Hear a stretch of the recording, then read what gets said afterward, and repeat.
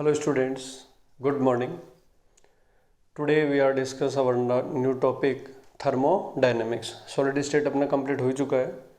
Thermodynamics एक बहुत ही important topic है हमारे लिए, जेई मेंस, एडवांस और नीट के लिए. इसमें से कभी कभार 3 क्वेश्चन तक भी पूछे जाते हैं, इसलिए ये हमारे लिए एक बहुत ही इम्पोर्टेंट टॉपिक है. तो चलिए अपन स्टार्ट करते हैं थर्मोडायनेमिक्स.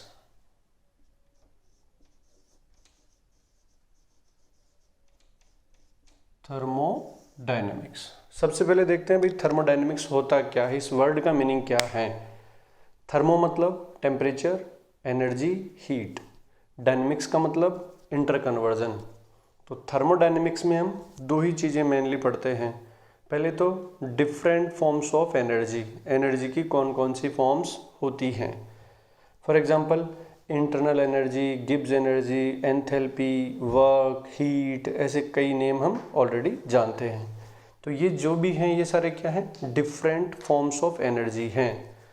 और इन एनर्जी के फॉर्म्स को एक दूसरे में इंटर कन्वर्ट कैसे करते हैं, इन चीज़ों का जो स्टडी करते हैं उसी को अपन क्या बोलते हैं, थर्मोडायनेमिक्स. तो थर्मोडायनेमिक्स एक साइंस की ब्रांच है जिसमें हमें दो चीज़ों का स्टडी करना पड़ता है. पहले तो एनर्जी की डिफरेंट फॉर्म्स कौन कौन सी होती हैं और उसके बाद उनका इंटर कन्वर्जन कैसे होता है. तो थर्मोडायनेमिक्स की डेफिनेशन पहले नोट कर लीजिए. It is the branch of science which deals with the study of different forms of energy and their interconversion. ठीक है, तो अब हम लेते हैं कुछ इंपॉर्टेंट टर्म्स एंड डेफिनेशंस. देखिए थर्मोडायनेमिक्स को समझने के लिए हमें कुछ स्पेशल टर्म्स, उसकी थर्मोडायनेमिक्स की अपन ये बोल सकते हैं कि थर्मोडायनेमिक्स की खुद की एक लैंग्वेज होती है. तो उस लैंग्वेज को समझने के लिए हमें कुछ इंपॉर्टेंट टर्म्स को पहले समझना पड़ेगा. तो some important terms and definitions.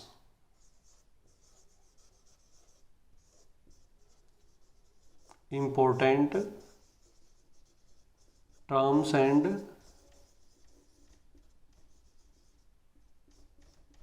Definitions. First,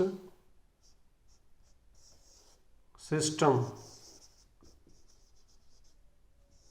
short में हम इसको SYS लिखेंगे.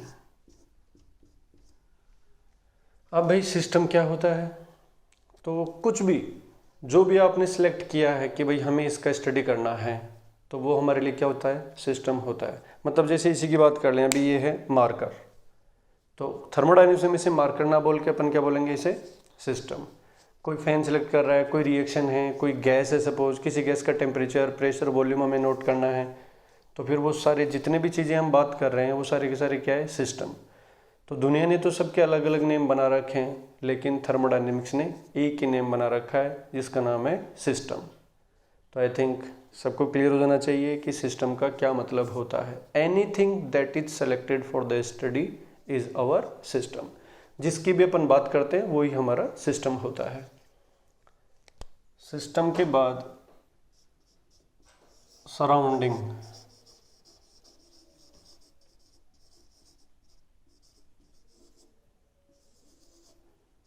ये भी बहुत फ्रीक्वेंटली यूज होगा, इसलिए इसका शॉर्ट फॉर्म यूज करेंगे अपन. अब सराउंडिंग क्या होता है, तो यूनिवर्स में किसी एक चीज़ को हमने सेलेक्ट कर लिया, वो तो हमारे लिए क्या है, सिस्टम है. और रेस्ट यूनिवर्स का जो रेस्ट पार्ट है वो क्या हो जाएगा, उसके सराउंडिंग. सपोज ये मार्कर हमने सेलेक्ट कर लिया है, तो इस मार्कर के अलावा जो पूरा यूनिवर्स बच गया, जैसे हम क्या है, सराउंडिंग. सन क्या है, सराउंडिंग. एयर क्या है, सराउंडिंग. तो जितना भी रेस्ट पार्ट है वो इस मार्कर के लिए क्या हो जाएगा, सराउंडिंग हो जाएगा. तो what is surrounding, rest part of the universe is known as surrounding. तो सिस्टम के अलावा जो पार्ट होता है वो सराउंडिंग होता है. Third, boundary.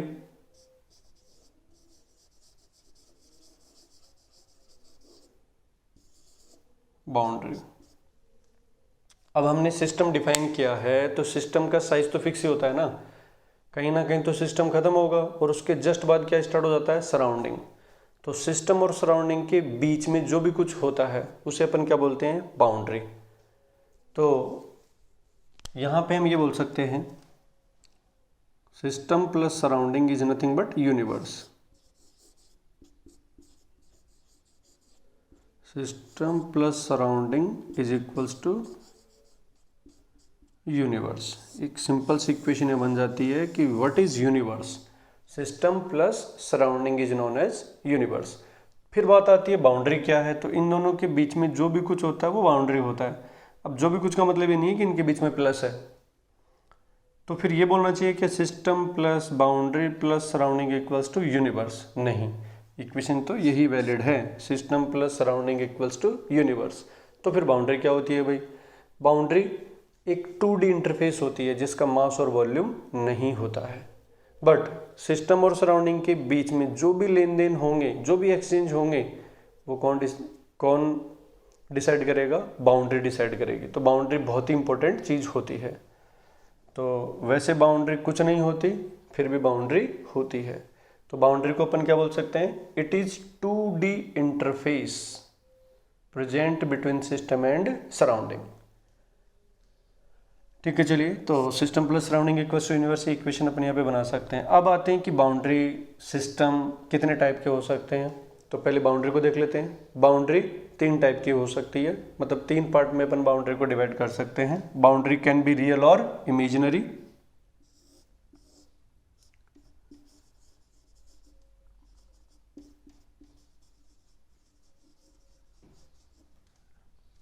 Imaginary boundary can be real or imaginary. Boundary can be rigid or flexible. Boundary can be adiabatic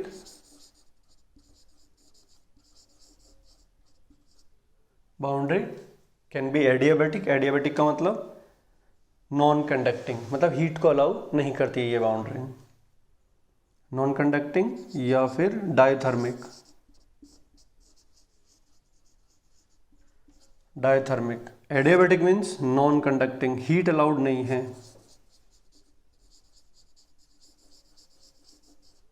non conducting और डायथर्मिक में हीट अलाउड है। तो एडियाबैटिक हो सकती है, मतलब बाउंड्री सिस्टम और सराउंडिंग के बीच में अगर हीट को ब्लॉक कर लेती है तो अपन उसे क्या बोलेंगे? Adiabatic boundary. और अगर हीट को आर पार जाने देती है तो फिर वो डायथर्मिक हो जाएगी। रिजिड बाउंड्री का मतलब ये हुआ जैसे air in the room is our system. तो यहाँ पे जो बाउंड्री है, जो वॉल्स हैं, हालांकि वो सराउंडिंग का पार्ट है, लेकिन जो 2D इंटरफेस बन रही है वो रिजिड है। फ्लेक्सिबल में एयर इन बैलून। रियल और इमेजिनरी। रियल बाउंड्री जैसे अपन रिजिड और फ्लेक्सिबल की जो भी बात कर रहे थे वो रियल बाउंड्री है। इमेजिनरी बाउंड्री ऐसा हो सकती है, सपोज यहाँ पे हम इमेजिन करें कि यहाँ एक क्यूब मान लेते हैं और इस क्यूब के अंदर जो एयर है वो हमारे लिए सिस्टम है, तो इसके बाहर इधर क्या है? सराउंडिंग, और इन दोनों के बीच में कौन सी बाउंड्री है? इमेजिनरी बाउंड्री है। तो बाउंड्री कैन बी रियल और इमेजिनरी, रिजिड और फ्लेक्सिबल, एडियाबैटिक और डायथर्मिक। नेक्स्ट लेते हैं अपन types of system.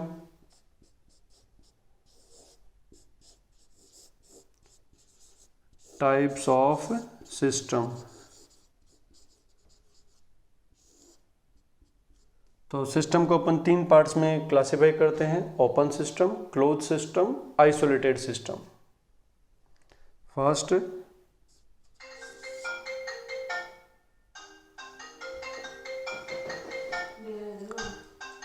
Open system. Open system, देखिए ओपन सिस्टम का मतलब ये हुआ कि सिस्टम जो है वो सराउंडिंग के साथ एनर्जी और मास दोनों एक्सचेंज कर सकता है। तो कैन एक्सचेंज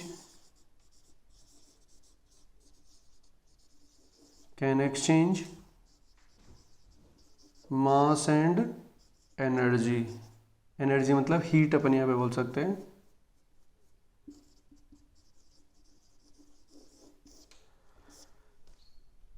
जैसे ओपन कंटेनर है, उसमें हॉट वाटर ले लें, टी ले लें, हॉट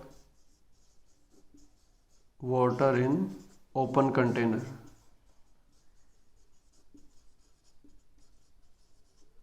तो ये ओपन सिस्टम, जितने भी लिविंग ऑर्गेनिजम्स होते हैं वो सारे ओपन सिस्टम ही होंगे। क्लोज सिस्टम, क्लोज सिस्टम, इसमें क्या होगा, अगर अपन इसको क्लोज कर दें तो किस चीज़ का एक्सचेंज ब्लॉक हो जाएगा। अभी ये मास और एनर्जी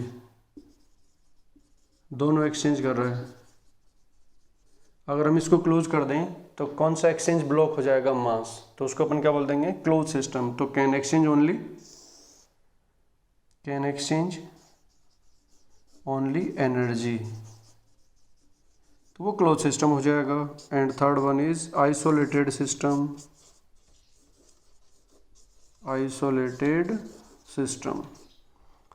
आइसोलेटेड सिस्टम में तो फिर ये जो एनर्जी एक्सचेंज हो रहा है उसको भी ब्लॉक कर दो। आइसोलेट का मतलब कंप्लीट सेपरेट करना, तो सिस्टम और सराउंडिंग के बीच में जो कनेक्शन है वो कंप्लीटली डिस्कनेक्ट हो जाए, तो फिर अपन उस सिस्टम को कौन सा बोलेंगे, आइसोलेटेड सिस्टम। तो यहाँ पे मास और एनर्जी दोनों का एक्सचेंज नहीं होता है, तो कैन नॉट एक्सचेंज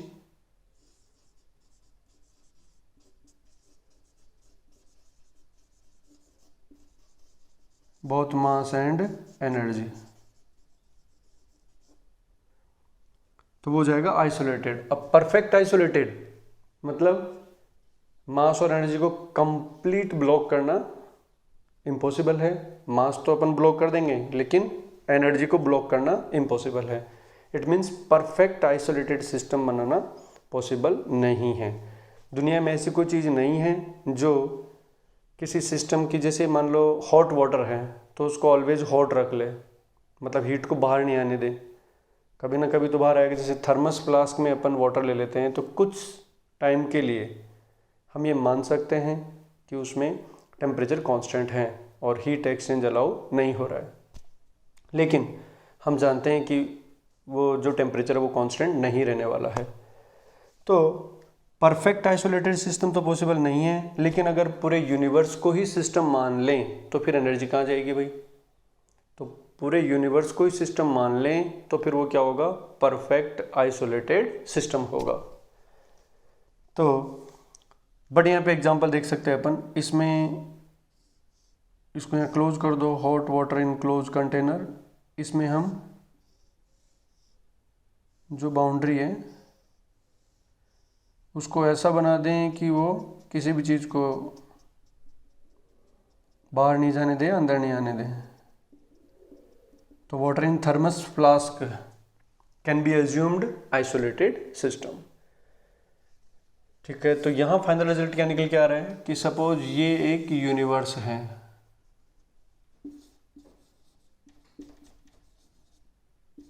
ये एक यूनिवर्स है, इस यूनिवर्स में हमने ये पार्ट सेलेक्ट कर लिया, तो ये क्या हो गया हमारे लिए, सिस्टम। तो इसका जो रेस्ट पार्ट है वो क्या हो गया, सराउंडिंग। तो सिस्टम प्लस सराउंडिंग ही क्या होता है, यूनिवर्स होता है, और उसके बीच में ये 2D इंटरफेस जो होती है वो बाउंड्री होती है। ठीक है, चलिए ये हो गया। This is all about for types of system.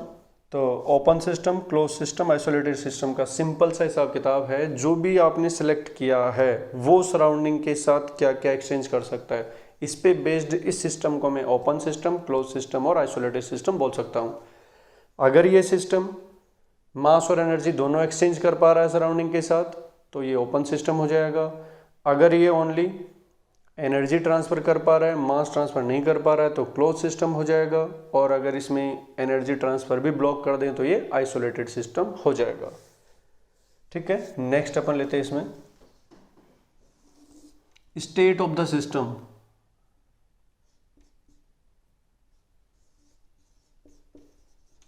State of system, ये भी एक इंपॉर्टेंट टर्म है, स्टेट ऑफ द सिस्टम। कई बार यहाँ पे लगता है ये सॉलिड, लिक्विड और गैस हैं, वो फिजिकल स्टेट्स होती है, सॉलिड, लिक्विड, गैस। यहाँ स्टेट ऑफ द सिस्टम का क्या मतलब है, यहाँ मतलब है सेट ऑफ मेजरेबल प्रॉपर्टीज, एक कंडीशन जिसमें सिस्टम प्रेजेंट है। सपोज ये मार्कर अभी यहाँ पे है, अब इसको हम इधर ले गए तो पहले भी मार्कर ही था, अभी भी मार्कर ही है, पहले भी सॉलिड था, अभी भी सॉलिड ही है, फिर भी इनकी स्टेट्स अलग हैं। जैसे पोजीशन वाइज बात करें, यहाँ पे ये अलग पोजीशन है, यहाँ पे इसकी अलग पोजीशन है। तो यहाँ इसके जो मेजरेबल प्रॉपर्टीज है वो डिफरेंट आ जाएगी। सपोज किसी भी पॉइंट से, कोई रेफरेंस पॉइंट से हम इसके डिस्टेंस या इसकी पोजीशन को लोकेट कर रहे थे, तो उसके जो पैरामीटर्स है वो अलग अलग निकल के आएंगे। तो स्टेट ऑफ द सिस्टम का मतलब क्या होता है? Conditions in which system is present. और कंडीशन कहाँ से डिफाइन होगी? मेजरेबल प्रॉपर्टीज के सेट से। सेट का मतलब, मान लो कोई गैस है तो उसमें प्रेशर, टेम्परेचर, वॉल्यूम, उनकी एक लिस्ट बना दो। उस लिस्ट में से कोई भी चीज़ चेंज हो गई तो फिर वो उसकी दूसरी स्टेट आ जाएगी। तो state of the system is defined by the set of measurable properties. Example के फॉर्म में हम देख सकते हैं, सपोज यहाँ पे कोई गैस हम ले लेते हैं और ये इसकी स्टेट फर्स्ट है। इस स्टेट फर्स्ट को मैं pressure P1, volume V1 and temperature T1 से डिनोट करता हूँ। P1, V1 और T1 से डिनोट कर रहा हूँ। सपोज हमने इसको थोड़ा सा हीट कर दिया, तो अभी भी तो गैस ही है ये, बट इसकी स्टेट चेंज हो गई है। तो यहाँ पे स्टेट का मतलब इन्हीं से है। स्टेट सेकंड में आ गई है अभी ये P2, V2 और T2। इनमें से किसी सेट में कोई भी एक चीज डिफरेंट आ जाएगी तो डिफरेंट सेट को रिप्रेजेंट करेगा। ठीक है बच्चों, तो आई थिंक हमें स्टेट ऑफ द सिस्टम का जो मीनिंग है वो क्लियर हो जाना चाहिए। स्टेट ऑफ द सिस्टम के बाद अपन लेते हैं properties of the system. Properties of system. Properties of system का क्या मतलब है? सिस्टम का तो मतलब पता ही है ना हमें कि जो भी हमने सेलेक्ट कर लिया वो सिस्टम है। जैसे मार्कर हमने सेलेक्ट कर लिया, तो अब इस मार्कर की प्रॉपर्टीज मतलब इसका डेंसिटी, कलर, इसका refractive index, boiling point, melting point, ये जो भी हम बोल रहे हैं ये इसकी प्रॉपर्टीज होती है। इसकी energy, internal energy, enthalpy, Gibbs energy, इस तरह की जो टर्म्स हम बोलते हैं वो इसकी प्रॉपर्टीज होती है। तो उन प्रॉपर्टीज का भी क्लासिफिकेशन करेंगे भाई कौन कौन सी टाइप की हो सकती है। तो कुछ ऐसी प्रॉपर्टीज होती हैं जो पाथ डिपेंडेंट होती है। मतलब अभी इसकी कोई प्रॉपर्टी है सब से x, फिर इसको यहाँ से हम यहाँ ले गए, ये दूसरी स्टेट आ गई।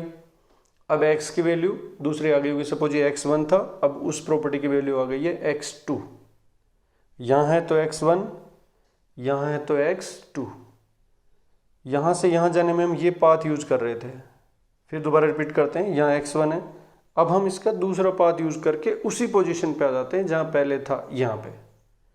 तो यहाँ तो x1 ही था, लेकिन अगर मैं इस पाथ से जाके यहाँ आता हूँ और इसकी वैल्यू x2 नहीं आती है, पोजीशन वही है इसकी फाइनल, लेकिन वैल्यू x2 नहीं आती है, ये क्या इंडिकेट कर रहा है कि ये जो वैल्यू है वो पाथ डिपेंडेंट है। इधर से जा रहे थे तो एक वैल्यू आ रही थी, इधर से जा रहे हैं तो दूसरी वैल्यू आ रही है। तो जो पाथ डिपेंडेंट वैल्यूज होती है, प्रॉपर्टीज होती है, उन्हें अपन बोलते हैं पाथ फंक्शन।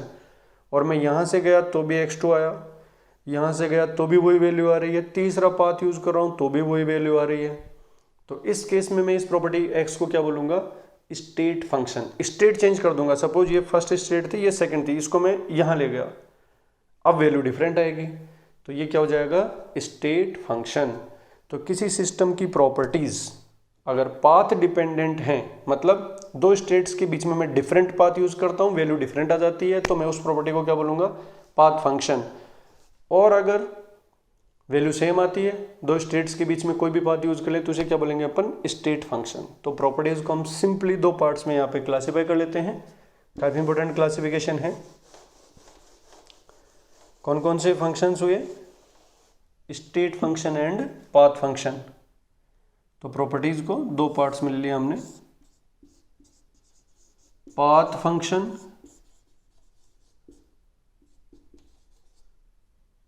और state function. Path function path dependent होते हैं। एग्जाम्पल्स इसके याद रखने हैं, इसके लिमिटेड 3 एग्जाम्पल हैं, तो ये याद ही रखने हैं।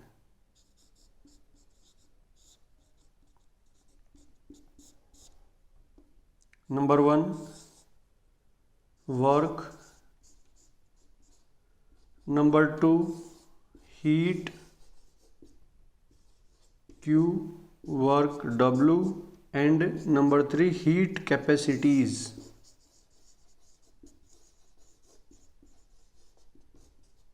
हीट कैपेसिटीज, इस हीट कैपेसिटीज में आगे हम पढ़ेंगे CP/CV, वो पाथ फंक्शन नहीं होंगे, बट नॉर्मल बोल सकते हैं हीट कैपेसिटीज एक्सेप्ट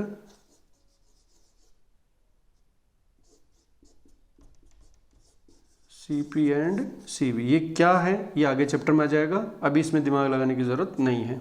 अभी आपको 3 नाम याद हो जाने चाहिए, work, heat and heat capacities. ये 3 ऐसी प्रॉपर्टीज हैं जो during the path he define होती है, अदरवाइज होती ही नहीं है। फॉर एग्जांपल ये हमने एक सिस्टम सेलेक्ट किया मार्कर, तो क्या हम ऐसे बोलेंगे क्या work of this marker is 5 joule? नहीं, हम ऐसे बोल सकते हैं energy of this marker is 5 joule, enthalpy of this marker is 10 joule, but work तो ड्यूरिंग द प्रोसेस ही डिफाइन होगा। Work done by the system is 5 joule, ये करेक्ट है, लेकिन किसी विद्यार्थी का वर्क 5 जूल है, ये तो स्टेटमेंट ही अपने आप में गलत लग रहा है कि वर्क होता नहीं है, वर्क किया जाता है, तो ड्यूरिंग द प्रोसेस ही डिफाइन है ये। सिमिलरली हीट की अपन बात कर लें तो हीट भी यहाँ हम ऐसे नहीं बोल सकते इसके अंदर 5 जूल हीट है, नहीं, हीट या तो एंटर करेगी या एग्जिट होगी, जब है ही नहीं तो फिर एग्जिट कैसे करेगी? तो यही चीज़ें हमें थर्मोडायनेमिक्स में सीखनी हैं कि सिस्टम के अंदर हीट होती नहीं है, but during the process heat या तो रिलीज होती है या एब्जॉर्ब होती है। तो फिर ये कैसे हो जाएगा? तो ये बिल्कुल वैसे ही है जैसे एटॉमिक स्ट्रक्चर में हम पढ़ते हैं कि न्यूक्लियस में इलेक्ट्रॉन होते हैं क्या, तो सारे स्टूडेंट सब जानते हैं कि न्यूक्लियस में इलेक्ट्रॉन नहीं होते, फिर भी न्यूक्लियस से इलेक्ट्रॉन बाहर आते हैं। जैसे बीटा डीके का नाम सुना तुम लोगों ने, बीटा रेज जो होती है वो नेगेटिव ही तो होती है, फास्ट मूविंग इलेक्ट्रॉन से होते हैं, तो न्यूक्लियस में इलेक्ट्रॉन होते नहीं हैं, लेकिन न्यूक्लियस से इलेक्ट्रॉन इजेक्ट होते हैं। तो कैसे होते हैं, तो उन चीज़ों को हमें धीरे धीरे करके समझना पड़ता है। तो work, heat and heat capacities किसी पर्टिकुलर स्टेट के लिए डिफाइन होते ही नहीं है, एक स्टेट से दूसरी स्टेट के बीच में जब कोई भी चेंजेस हो रहे होते हैं तभी ये डिफाइन होते हैं, तभी इनके वैल्यू 0 नॉन जीरो निकल के आते हैं। ठीक है, दूसरा पार्ट जो है इसका state function. State function, state function state dependent है, पहले बात कर चुके अपन कि पाथ से कोई लेना देना नहीं है। तो इसके एग्जांपल्स में रेस्ट जो पाथ फंक्शन नहीं है, मतलब इन 3 के अलावा जितनी भी प्रॉपर्टीज होती हैं वो सारी की सारी क्या हो जाएगी, स्टेट फंक्शन हो जाएगी। All properties accept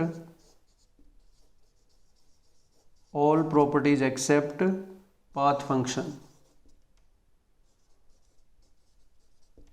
our state function, like internal energy E क्या होते हैं ये अपन डिस्कस करेंगे आगे, एंथैल्पी, गिब्स एनर्जी,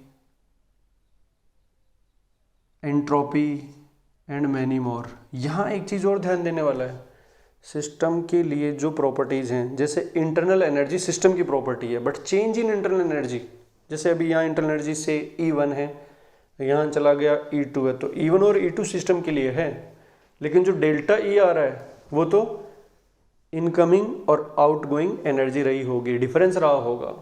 तो ये भी ध्यान रखना है, delta E, delta H, delta G इनको अपन स्टेट फंक्शन नहीं मानते हैं। State function E, H, G, S मतलब प्रॉपर्टीज ऑफ द सिस्टम होता है, change in the properties of the system को हम स्टेट फंक्शन नहीं लेते। ठीक है, this is all about for path function and state function. ये थर्मोडायनेमिक्स के कुछ इंपॉर्टेंट टर्म्स एंड डेफिनेशंस हैं। अभी और भी कुछ terms, important terms and definitions बच रही हैं, इनको अपन आगे कंटिन्यू करेंगे।